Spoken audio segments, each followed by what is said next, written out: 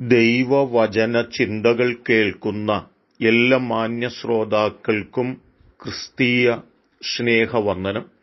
സദൃശവാക്യങ്ങളുടെ പുസ്തകം 1-ാം അധ്യായം അതിന്റെ 7-ാം വാക്യത്തിന്റെ പ്രാരംഭ ഭാഗം ഇപ്രകാരം വായിക്കുന്നു: യഹോവ ഭക്തി ജ്ഞാനത്തിന്റെ ആരംഭമാകുന്നു എന്നുള്ള വാക്യമാണ്.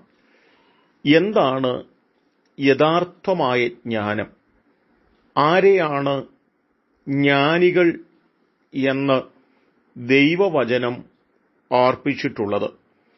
ജ്ഞാനം പ്രാപിപ്പാനായിട്ടുള്ള മാർഗം എന്താണ് എന്നിത്യാദി കാര്യങ്ങളെക്കുറിച്ച് വിശുദ്ധ ബൈബിൾ കൃത്യവും വ്യക്തവുമായ തലത്തിൽ നമ്മോട് സംസാരിക്കുന്നുണ്ട്.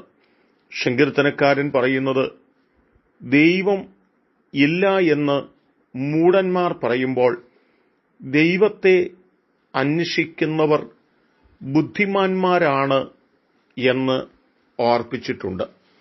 ഈ ലോകത്തിൽ ഏറ്റവും ബുദ്ധിമാന്മാരാരാണ് എന്ന് ചോദിച്ചാൽ, സൃഷ്ടിതാവായ ദൈവത്തെക്കുറിച്ചുള്ള അന്വേഷണം നടത്തുന്ന, ദൈവത്തെ കണ്ടെത്തുവാൻ ഭാഗ്യം ലഭിച്ചിട്ടുള്ള ആളുകളാണ് ബുദ്ധിമാന്മാരെന്നാണ് ഓർപ്പിച്ചിട്ടുള്ളത്.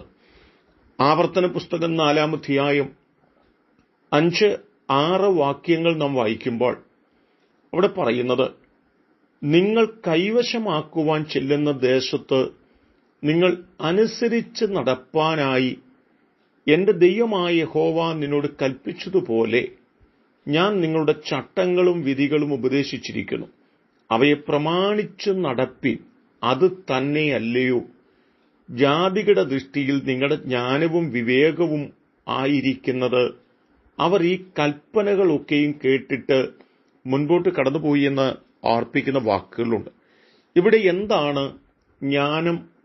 എന്താണ് ബുദ്ധിയുടെയും വിവേകത്തിന്റെയും അടിസ്ഥാനമെന്ന് ചോദിച്ചാൽ, ദൈവം വച്ചിരിക്കുന്ന പ്രമാണങ്ങളെ കൃത്യമായി ആചരിപ്പാൻ, അനുസരിപ്പാൻ മനസ്സ് കാണിക്കുന്നതാണ് എന്ന് ഓർമ്മപ്പെടുത്തിയിട്ടുണ്ട്.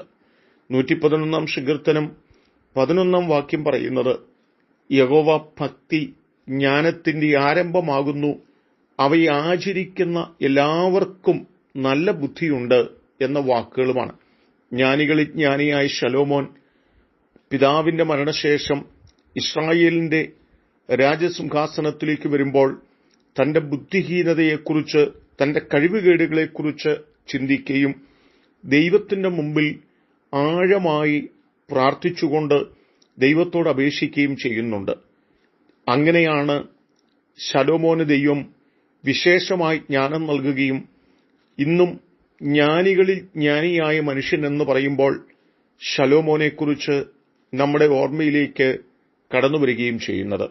എന്നെ കേൾക്കുന്ന പ്രിയപ്പെട്ടവരെ, നിങ്ങളിൽ ഒരുവന് ജ്ഞാനം കുറവാകുന്നു എങ്കിൽ ഔദാര്യമായി നൽകുന്ന ദൈവത്തോട് ചോദിക്കട്ടെ എന്നും ആ ദൈവം അത് നിങ്ങൾക്ക് നൽകുമെന്നും ഓർമ്മപ്പെടുത്തുന്നു എങ്കിൽ, ദൈവത്തിന്റെ സന്നിധിയിൽ യഹോവ ഭക്തന്മാരാകുകയും ദൈവത്തിന്റെ വാക്കുകളെ പൂർണ്ണമായി അനുസരിക്കുന്ന, അംഗീകരിക്കുന്ന, പ്രമാണിക്കുന്ന വ്യക്തിത്വങ്ങളായി നാം തീരുകയും ചെയ്യുന്നു എങ്കിൽ ദൈവം നമ്മെ ജ്ഞാനികളാക്കുവാനും ദൈവം ആ നിലകളിൽ നമ്മെ മാനിക്കുവാനും ഇടയായിത്തീരുമെന്ന് തിരിച്ചറിഞ്ഞുകൊണ്ട് ഈ നാളുകളിൽ യഹോവ ഭക്തിയിൽ ജീവിച്ച് ജ്ഞാനത്തിന്റെയും വിവേകത്തിന്റെയും ആത്മാവിനെ പ്രാപിച്ചെടുത്തവരായി നമ്മുടെ ജീവിതത്തിൽ നമുക്ക് മുൻപോട്ട് പോകുവാനും അങ്ങനെ ദൈവത്തെ അന്വേഷിക്കുന്ന ബുദ്ധിമാന്മാരുടെ പട്ടികയിൽ നാം അകപ്പെടേണ്ടതിനും നമുക്ക് നമ്മെ തന്നെ സമർപ്പിക്കുന്നവരും പ്രാർത്ഥിക്കുന്നവരുമാകാം. അതിന് ദൈവം നമ്മെ എല്ലാവരെയും സഹായിക്കട്ടെ. കരുണയുള്ള ദൈവമേ, നല്ല കർത്താവേ, ഞങ്ങൾക്ക് യഹോവ ഭക്തിയുള്ളവരും ജ്ഞാനം പ്രാപിക്കുന്നവരുമായി തീരുവാനിടയാക്കണമേ.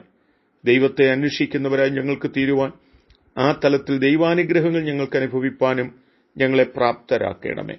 യേശു കർത്താവിൻ നാമത്തിൽ തന്നെ, ആമേൻ.